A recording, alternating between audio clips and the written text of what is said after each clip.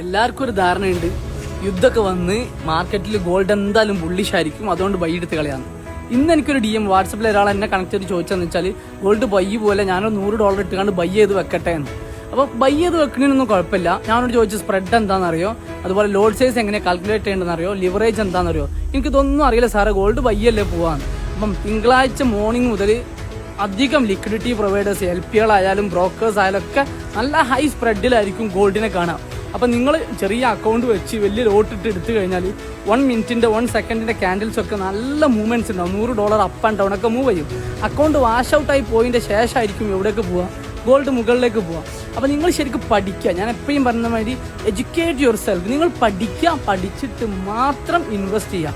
പഠനമാണ് ഏറ്റവും വലിയ investment. Education is the best investment. അപ്പോൾ അത് കഴിഞ്ഞതിന് ശേഷം മാത്രം നിങ്ങൾ ഇൻവെസ്റ്റ് ചെയ്യാനും ട്രേഡ് ചെയ്യാനൊക്കെ ഒരുങ്ങുക. നിങ്ങൾക്ക് ട്രേഡിംഗ് പഠിക്കണോ, നിങ്ങൾക്കൊന്നും അറിയില്ലെങ്കിൽ ജസ്റ്റ് DM ചെയ്യുക. അറിയുന്നെങ്കിൽ നിങ്ങൾ കൃത്യമായിട്ട് പഠിച്ച് അതിന് മാനേജ് ചെയ്ത് ട്രേഡ് ചെയ്യാൻ ശ്രമിക്കുക.